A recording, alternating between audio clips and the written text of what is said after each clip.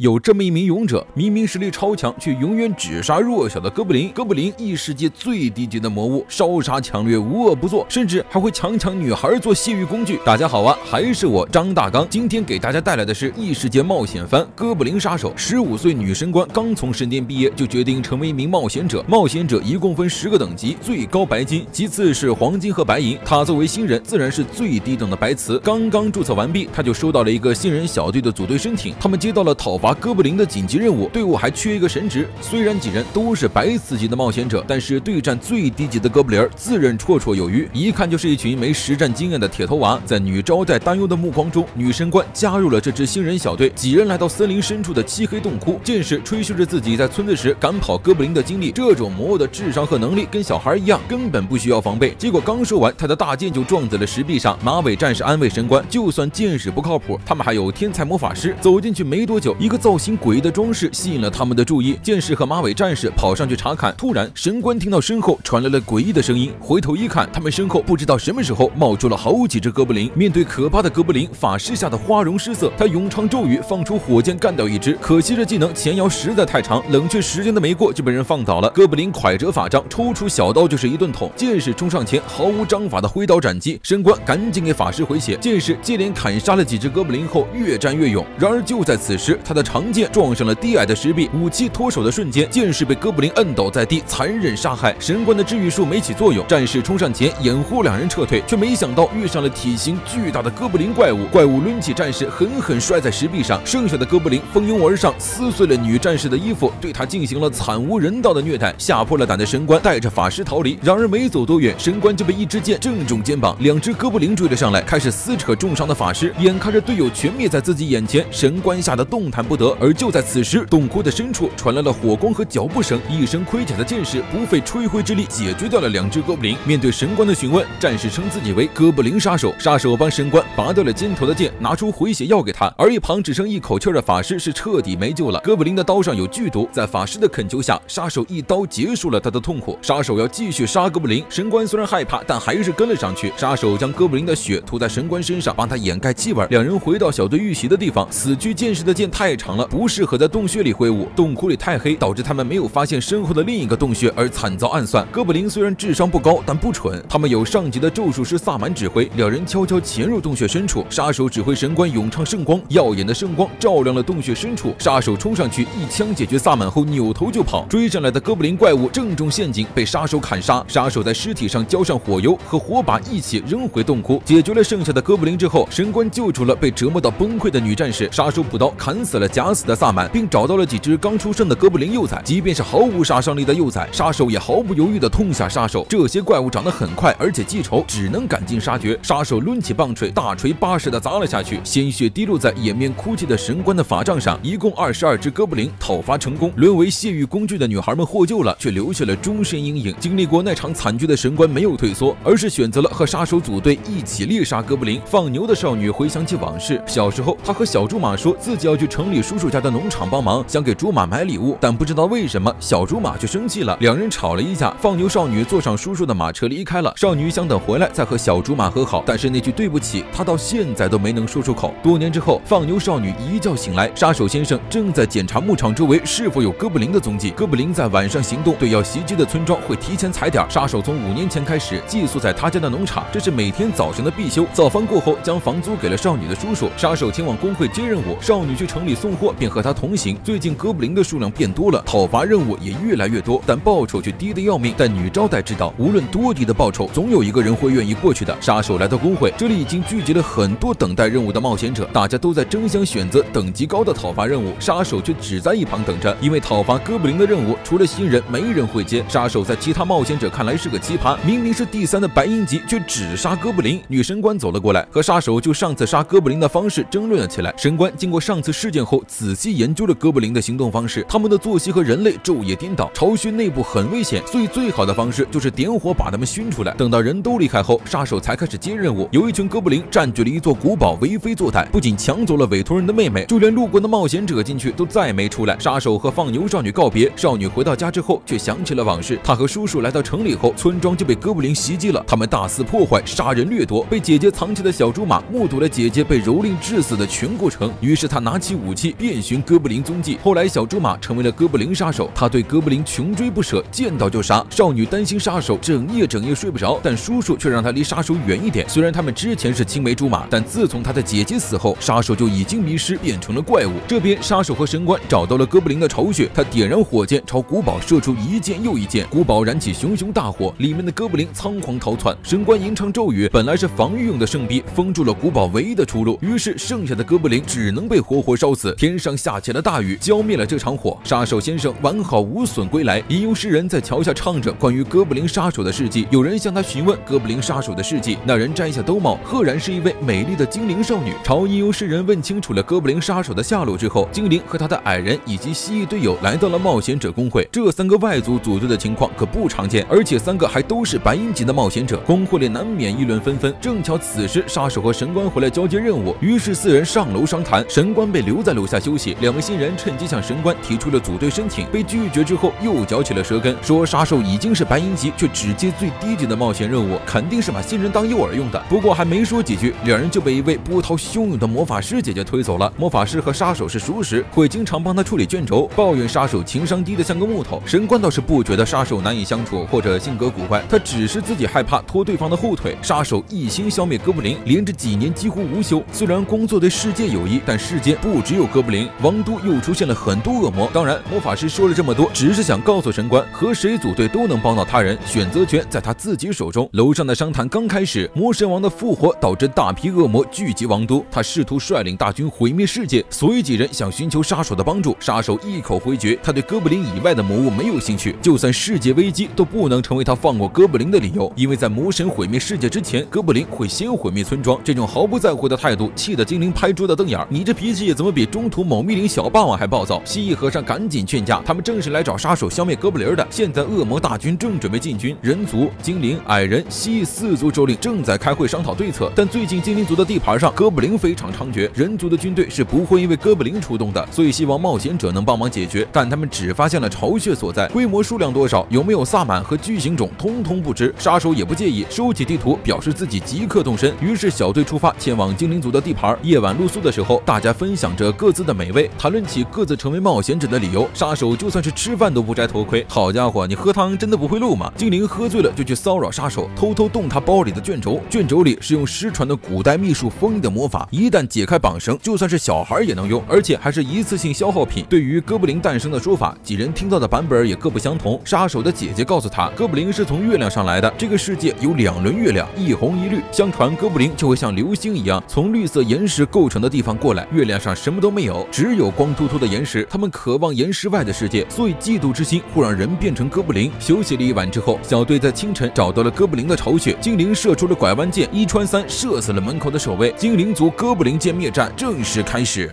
杀手惯例将哥布林的血抹在精灵和神官身上掩盖气味。哥布林占领的巢穴曾是战争时期的神殿，一路走来虽然发现了警报装置，但没有图腾，也就意味着没有哥布林萨满。那么问题就来了，没有萨满指挥，这哥布林是绝对想不到布置警报的，也就是说他们有首领。矮人通过地面的磨损程度判断出哥布林巢穴在左边，但是杀手却带大家走了右边，走得越近，几人越能闻到强烈的腐臭味。这里是哥布林的垃圾场，墙壁上吊着被折磨得奄奄一息的女精灵，嘴里喃喃自语，让杀手快杀了他。杀手也一言提剑上前，神官想起了死在自己面前的法师，想要上前阻止。这只精灵明明还有救的，然而就在此时，黑暗中突然窜出了一只哥布林，杀手当场给对方来了个开颅。原来精灵说的杀了他，指的是身后的哥布林。蜥蜴和尚召唤出龙牙兵，带着女精灵和信前往精灵领地，目睹同伴被残害的精灵射手破了防，控制不住情绪，差点被杀手劝退。精灵当然不会轻易放过伤害他族人的哥布林。被矮人安慰了一番之后，几人来到了神殿的中心，下面睡着几十只哥布林。矮人和神官施下昏迷和寂静双重法术，他们在一刀一刀捅死睡着的哥布林。这是一场寂静的杀戮，精灵浑身都是血，手滑到握不住刀。他看着杀手利索的一刀一个，不由得心生悲伤。杀手一直都是独自一人做着这种事吗？等到哥布林全部杀光， BOSS 食人魔也就出现了，一手抡起大锤朝他们砸去，一手搓出了个大火球。原来是个近战法师，如此巨大的火球，他们避无可避。神官张开圣壁垒拦下攻击，然而火球的威力实在太大，圣壁很快开裂，神官不得已再次施展了一回圣臂，虽然挡下了火球，但他的法力也透支了。蜥蜴和尚放出龙牙兵，矮人操纵石块，精灵游走射击，杀手趁机偷袭。然而食人魔的血实在太厚，还自带回血技，几人打了半天，愣是在刮痧。食人魔一锤将杀手抡出去，撞在了柱子上，这一击伤害不小。其他人游走着拖延时间，杀手赶紧嗑药回血，没想到食人魔再次扔出大火球，神官的蓝用光了，其他人疯狂的攻击都无济于事，杀手却带着包淡定的走向食人魔。就在火球发射的瞬间，一道耀眼的蓝光闪过，食人魔毫无征兆的被大卸8块，杀手手里的卷轴燃烧殆尽，他用了直通海底的传送卷轴招来海水，压力极高的水流如同刀刃一样喷射而出，切断了食人魔的身体。杀手上前补刀，食人魔被彻底消灭。精灵族派人来支援和后续探索，将几人带上马车送回城，大家都累得睡着了。精灵心情复杂，对于他来说，冒险应该是快乐的事，而不是杀手每天经历的这些杀戮。他发誓，总有一天非得让杀手经历一次真正的冒险。几人平安回到镇上，杀手昏睡了3天才养好身体。他跟着放牛少女到城里卸货，正好遇上了使者小队。蜥蜴和尚喜欢上了他家牧场的奶酪，不知道什么时候暗恋上杀手的精灵扭扭捏捏请杀手帮忙调查遗迹，杀手也答应了下来。帮放牛少女搞定了事情之后，杀手去铁匠铺修理了装备，正好遇上升级成功的神官。经过上次的任务，他从10级上升了9级。神官为杀手救了他，还照顾他一事，鞠躬道谢。随后前往神殿，将事情告诉神官长。之前邀请神官加入的新人小队，在下水道除老鼠的任务中丢了自己的剑，任务还没完成，得不到报酬，穷得叮当响，买不起第2把。黄毛剑士就想借用一下别人的备用剑，回下水道找装备。白银剑士倒是想帮他，但是黄毛作为新人，肯定是拿不动他的剑的。魔法师从欧派里掏了半天，掏出来一支紫色蜡烛递给黄毛。你的欧派是什么次元口袋吗？怎么什么都装得下？魔法师说这是寻物蜡烛，靠近要找到东西就会发热。有冒险家提议让他们去工会问问消灭下水道老鼠的办法，说不定就能抢回剑了。女招待当然不知道，但是他将2人推荐给了哥布林杀手。鉴于之前2人挖对方墙角还说人坏话，如今实在是不好意思去寻求帮助。女招待表示对方不会介意，果然杀手也给出了相关建议，拿棒子抡就行了，棒子又不要钱，反正不管什么东西砸中了肯定有效，就是一句话好用。杀手刚要走，又被招待拦了下来。他们有个冒险者要进行升级审查，但是见证人因为受伤来不了，希望他帮忙当一下见证人。虽然杀手除了哥布林对其他一切都没兴趣，但还是答应了招待的请求。黄毛2人组带上了蜡烛棒槌，前往下水道捡装备。不得不说，棒槌确实好用，一锤一只大耗子。按照蜡烛的指示，2人又遇到了一群南方大蟑螂，被逼得抱头鼠窜。不过也因祸得福，从蟑螂肚子里找到了被吃的剑。接受升级审查的红毛赤猴炫耀着自己的全新装备，却被招待发现了异样。明明是和别人一样的委托，为什么唯独他最近支出的更多？而且装备都是在探索完遗迹之后才定出的，只能说明他以侦查之名私吞了队友的宝箱。红毛想要撒谎，却被持有看穿神迹的祭司戳破。背信弃义的人没资格成为冒险者。作为惩罚，他不仅没有升级成功，还被降级到了最低级，逐出城镇。之后招待会将他独吞宝箱的消息公之于众。红毛气得脸色狰狞，但他知道自己一旦拔刀就会被杀手一拳揍扁，只好带着怨恨的离开了。其实这已经是最低的惩罚了，能活下来的幸存者都是很宝贵的，手续善良和混沌邪恶。冒险者的范围太广，他的行为还在能容忍的范围之内。审查完成之后，招待松了一口气，虽然表面上不慌，但实际上他心里一点底都没有。他在王都见过了太多不怀好意的人，多亏杀手在，他才有了安全感。招待红着脸向他道谢，可惜对方是个心里只有哥布林的榆木脑袋，对招待的爱慕视而不见。一旁的祭司自然也看出招待喜欢杀手。2人正讨论着，杀手突然去而复返，将一封信拍在桌子上，这是从王都寄来的委托书。工会里，冒险者们谈论着勇者一击秒杀魔神手下的光荣事迹。杀手走进来，召集队友赶紧推主线。这次意外的很好说话，不仅答应了他们杀哥布林不用水烟、火攻和毒气，甚至还愿意任务之后和精灵出去冒险。小队来到王都的法之神殿，他们的委托人正是掌握西部法律的第一人，战胜10年前复活的魔神王的黄金等级冒险者，至高神大祭司剑之圣女。一见到偶像，神颜高兴的2眼放光。圣女捐杀手自然是为了哥布林。1个月前，一个外出办事的诸暨小姑娘在小巷里被人残忍分尸，之后就不断发生盗窃、袭击女性、诱拐儿童的恶性事件。一位冒险者撞见凶手行凶，将其砍杀后，发现对方是哥布林，他们这才意识到城里被哥布林入侵了。哥布林一般都是成群结队的出现，不可能是从大门进入，那极有可能是从地下或者下水道进来的。这座城市建于古都之上，哥布林应该选择了地下遗迹作为巢穴。圣女向城里的冒险者发出委托，却没人愿意接。城里的军队因为备战魔王军，也不屑因哥布林出动。他偶然听到边境歌颂哥布林杀手的歌，所以希望杀手能救救他们。杀手接下了任务，表示他们会潜入地下剿灭哥布林。圣女拿出地图，神殿后院的井口能直通地下水道。临走之前，圣女问神官，他不害怕吗？害怕，当然是害怕的。神官小跑着跟上杀手，但是他知道只要有杀手在，在，就一定没问题的。地下道内果然潜藏了很多的哥布林，接连应付了几次袭击，哥布林居然开着大船朝他们冲来。神官张开圣臂抵御射来的箭雨，杀手扔出剑将哥布林头领捅了个对穿。这是剑不是剑啊，大兄弟，别当一次性武器用啊！蜥蜴和尚又只好给他变了把刀。圣臂解除的瞬间，杀手将一罐的辣椒粉扔到船上，和蜥蜴和尚一起杀了下去。矮人施法凝聚出一个大石弹，将整只船砸进了水里，水中掀起大浪。就在他们以为事情都解决之时，突然一只巨大的短吻鳄窜出水面，对着落水的哥布林嗷一口，紧接着就对小队穷追不舍。祸不单行，前方又驶来了好几艘哥布林的船。杀手突然心生一计，船上的哥布林见前方光亮大作，以为是冒险者，结果一只巨大的短尾鳄张开血盆大口，和哥布林友好的打成一片。原来他们看到的光亮是神官挂在短尾鳄尾巴上的圣光，冒险者会手持光源移动，是哥布林们的共识。杀手正是利用了这一点。哥布林笨但不蠢，他们并没有制作工具或者驾驶船只的想法，除非有人教过他们，而且他们并不知道短吻鳄的存在，否则也不会驾船。种种疑点说明了一个问题：地下的哥布林不是自然繁殖的物种，而是有人在暗中制造。到底是谁在王都地下制造哥布林呢？剿灭告一段落之后，神官来到澡堂洗澡，正好遇上了也来泡澡的圣女。你俩这贫富差距有点明显哈，和爱豆一起泡澡是一种怎样的体验？神官眼睛都不知道往哪看，他发现圣女的身体上有一道道的伤疤，便开口询问。圣女只是说自己10年前犯的错误。两人谈论起了哥布林杀手。圣女认为，不管现在神官有多信任他，但总有一天他也是会消失不见的。精灵在冒险者工会找到了寄出信的杀手，他还在查看城里的委托任务，并且发现了奇怪的一点：明明城里的下水道那么大，为什么消灭巨鼠的任务一个都没有？杀手买了一只金丝雀后，小队继续前往下水道探索。水道里的哥布林受过教育，不排除他们会使用毒气的可能，而金丝雀对毒气非常敏感。小队跟着水道往上游走，一路来到地图的边界，一打开神殿的门，就见一名金发女剑士被捆在当中。神官想去救人，却被拦住。剑士的头发脱落，那赫然是一具死去多年的骷髅。突然大门关闭，他们被哥布林阴了一把，反锁在神殿里。毒气从墙壁的缝隙中弥漫而出。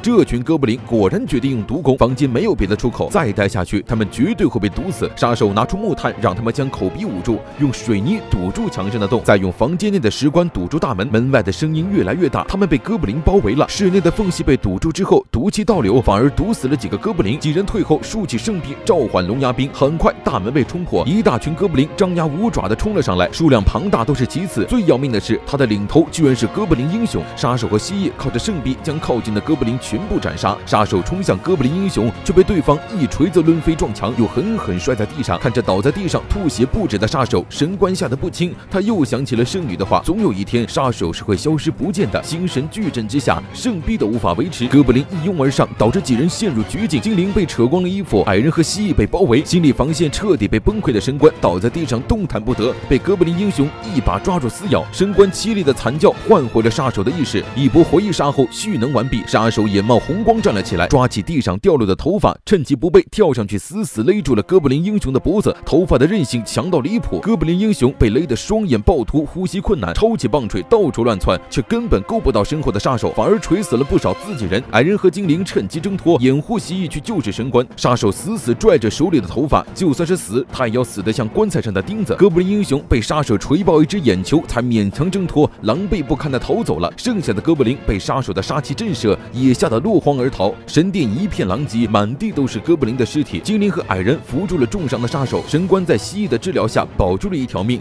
见到神官平安无事后，杀手紧绷的弦一松，吐出了一大口血后倒在了神官身边。杀手回起了小时候姐姐被哥布林杀害之后，他拜了一人为师，学习如何杀死哥布林。师傅总是将他置于危险之中，骂他弱小，什么都保护不了。杀手再次醒来，已经是第二天早上了。昨天的经历就像是一场梦，他身上一点伤都没留下。扭头一看，好家伙，神官光着身子搂着他胳膊睡得正香，衣着单薄的圣女也出现在了房间里，问杀手和他们同床共枕的感觉如何？你们昨晚干了什么？我是错过了一集吗？杀手还直言不错，当然不是你们想的那样，而是和纯洁少女一起躺着就能引发神迹复活。杀手和神官的伤就是这么治好的。话虽这么说，但圣女其实已经不是纯洁少女了。10年前她被哥布林掳走后受尽折磨，她被称为剑之圣女，杀死魔神王的女人，却日复一日对哥布林的害怕无以复加。她希望杀手能救救她，消灭城里的所有哥布林。虽然说还要继续探索地下，但杀手的装备磨损得很厉害。几人吃完早饭，小队其他人提出先去探路，让杀手和神官去修理装备。神官的锁子甲已经破碎不堪了，他却执意要修复，不肯丢弃，因为这件衣服是杀手第一次夸奖他的东西，让人家把一把破剑装备当宝。你这个直男倒是对人家小姑娘多点关心多点爱呀！将装备放在武器店，两人还还顺便去约了个会，边看夕阳边吃冰淇淋。城里虽然发生了哥布林袭击事件，但人们依然在安稳的生活，这让杀手非常不解。小时候他害怕走路，总觉得下一秒自己就会被摔死。到后来他明白了，就算是害怕走路，还得继续走。他现在依然很害怕，所以非常感激神官愿意帮他。这还是杀手第一次向神官展露心扉，他也在逐渐接纳自己的伙伴。工会的魔法师和枪士正巧来水都办事，给杀手捎来了他写信回去想要的东西。深夜小队再次进入地宫，他们在远离水都的郊区地带发现了不得了的东西，一只有点恶心的大眼怪，它似乎在守护着房间里的某个东西，只要进入房间的人就会被灼热射线攻击。杀手又心生一计，他让精灵冲进去吸引注意，矮人释放昏睡技能。还记得在肩上的东西吗？没错，是小麦粉，只有边境小镇才有细腻到和粉尘一样的小麦粉。杀手将小麦粉撒满房间后，让队友赶紧撤退。神官在入口撑起神臂之后，蜥蜴放出龙牙兵，见到有入侵者，眼球立刻射出灼热射线，明火瞬间点燃一屋子的小麦粉，轰的一声巨响，粉尘爆炸的巨大威力轰死了大眼怪。解决完大眼怪后，出现在众人面前的是一面巨大的镜子，而这面镜子是制造传送门的古代魔法镜，而镜子里出现的居然是哥布林的老巢。很明显，有人将镜子放在这里召唤哥布林。刚才的爆炸声传出去很远，听到响动的哥布林朝这边赶回来抢镜子，又是一场恶战要开始了。杀手的计划是一套连着一套，不愧是以后要成为圣勇的男人。他让蜥蜴召唤龙牙兵保护神官。这次的计划很简单，就是杀，能杀多少是多少，给蜥蜴足够的时间把镜子从墙上扒下来。前方又扔又砸，杀得起劲儿，但数量就是不见少。蜥蜴这边拆迁工程也不容乐观，哥布林数量实在太多，好在小队逐渐配合默契，杀手一路砍杀哥布林，冲向哥布林英雄，并引诱他朝哥布林群里攻击。两锤子下去，杀手屁事儿没有，哥布林英雄砸死了一堆自己人。在神官的帮助下，蜥蜴总算是撬开了墙上的镜子。杀手让蜥蜴将镜子正面朝上举起，他们躲在镜子下。杀手一斧子斩断哥布林英雄的手指，矮人将石弹砸向天花板的同时，神官发动最后一次圣光，耀眼的光芒之下，神殿的屋顶轰然倒塌，下落的石块砸死了剩余的50多只哥布林，而镜子将下落的石块传送走，躲在镜子下面的他们幸免于难。还好神殿的位置是在郊外，没有对城市和居民造成破坏。杀手也依言没有水火毒气。杀手对镜子不感兴趣，为了不让哥布林卷土重来，直接浇上水泥扔河里了。事情了结之后，回到水都，杀手以汇报任务之名找上了圣女，问他是不是隐瞒了什么。杀手很聪明，在进入地下之后就发现了不妥，突然出现的短吻鳄，工会里没有的清理任务，对讨伐哥布林任务置之不理的冒险者，都说明地下道其实是有守卫的，也就是圣女放进去消灭哥布林的短吻鳄。还有城里居民遇害的手法，哥布林会将猎物拖回去进行折磨，这种残忍的杀人方式倒更像是在祭祀邪神。圣女大方地承认了，魔神王的残党在地下道放置了传送魔镜，让大量哥布林进入水之都，到处杀害居民做祭品。圣女因为那段悲惨的遭遇不敢出战，又害怕哥布林会对她进行报复，于是封锁了消息，寄希望于哥布林杀手。没人相信消灭了魔神王的剑之圣女会害怕哥布林怕到无以复加，她渴望被人理解和拯救，希望有人能在乎她。作为没得感情的杀手，杀手表示自己不会拯救圣女，但是如果出现了哥布林，他会负责斩杀干净，即便是在梦中。圣女被撩得当场破防表白，说实话，真是不知道这位的情商到底是高还是低。任务完成之后，小队回到边境小镇，杀手打算将冰淇淋做出来让同伴尝尝，他再也不是孤单一人了。杀手梦到了之前的事，小时候他之所以对自己的小青梅生气，是因为羡慕他能去城里玩，姐姐教导他对女孩子生气是不对的，人在嫉妒别人时会变成哥布林，总是想要自己没有的东西，人就会变得丑陋，最后就会去抢别人的。姐姐让他去和小青梅道歉，晚上还做了他最爱吃的炖菜，他吃了好多碗，但是现在却怎么也记不起那碗菜的味道了，可能是因为自那之后就再也没吃过。清早起来，杀手照例巡视牧场，加固围栏，吃完早餐后再和放牛少女一起去城里办事。因为护具还在修理中，杀手这里没有戴头盔，被枪士当成了前来度假的冒险者。不久前，勇者杀死了魔神王，很多冒险者蜂拥到王都消灭魔王残党。枪士没兴趣，他的兴趣在工会的女招待身上。和杀手闲聊几句后，就和队友离开了。杀手来到武器店，穿好装备，重剑士正在帮忙训练新人，毕竟学点剑术，生存下来的概率会大一些。回到工会，杀手正好遇上神官，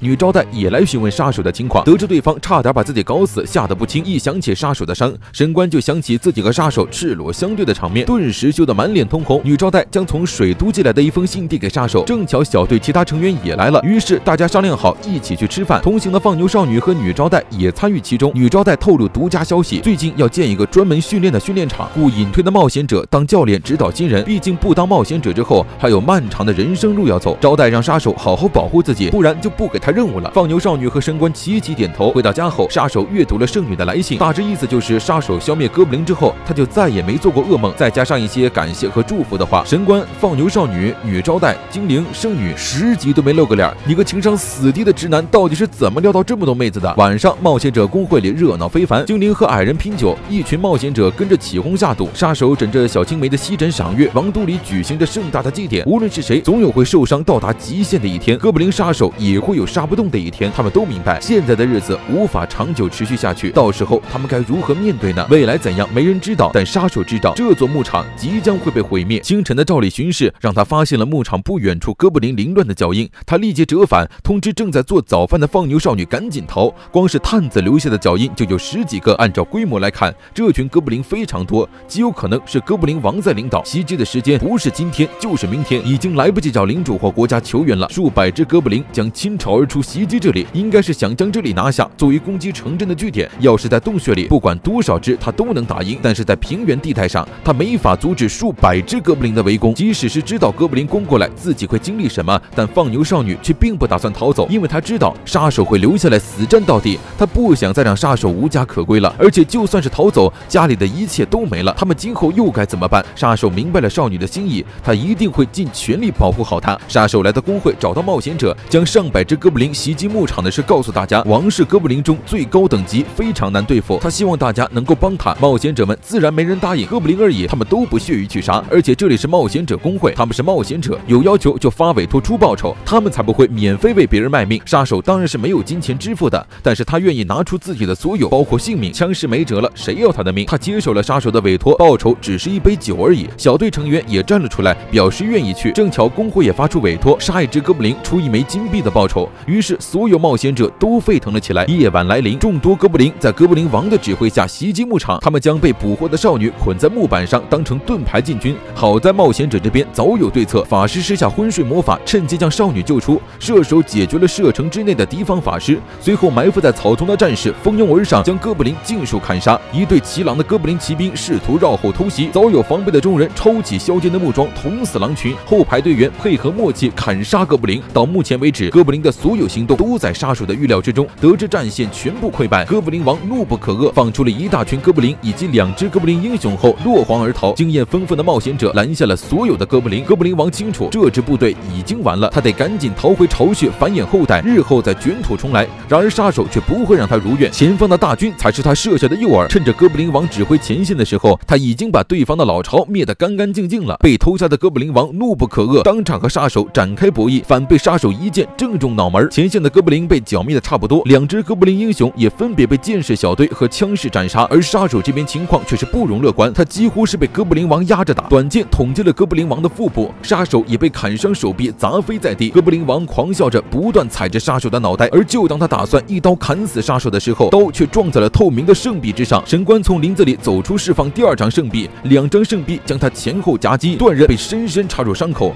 眼见无法逃脱，哥布林王当场痛哭流涕求饶，发誓自己再也不干坏事，会回归族群，平静度日。然而他是哥布林，哥布林的本性是不会改变的，被放过之后只会更加变本加厉，继续烧杀抢掠。杀手持断剑将哥布林王的脖子捅了个对穿，赶紧死吧，话那么多。对付哥布林王的招式是他们商量好的，杀手做诱饵，神官趁机用3张圣币封锁行动。不过神官没全听杀手的，他只用了2张，余下一次施法次数给杀手疗伤。他希望杀手能多顾及一下自己的命。天亮了，打扫战场的众人等来了凯旋而归的杀手和神官。世界需要拯救世界的勇者，同样也需要拯救村庄的杀手。冒险者公会里举办了热闹的酒会，一只哥布林的脑袋换1只金币。杀手将自己击杀哥布林王得到的金币给了神官。神官不明白为什么当时杀手没有正常贴公告向冒险者们发出委托，而是用了这么麻烦的方式呢？杀手觉得自己是个怪胎，就算是遇险了也不会有人帮忙的，这次纯粹是运气好而已。神官反驳了他的说法，因为不管杀手是怎样的人，他都一定会帮忙的，而且他敢保证，无论多少次，只要他开口求助，就没有人会袖手旁观。神官提出想看看杀手的真容，杀手也很干脆地摘下了头盔。从未摘下头盔的神秘杀手居然露出了真容，冒险者们纷纷跑去围观，看大家的反应，10乘10是个大帅哥。我们仍未知道那天冒险者们所看到的哥布林杀手到底长什么样，也不知道这群冒险者到底叫什么名字，唯一知道的就是杀手的战斗还在继续。哥布林杀手第1集完结。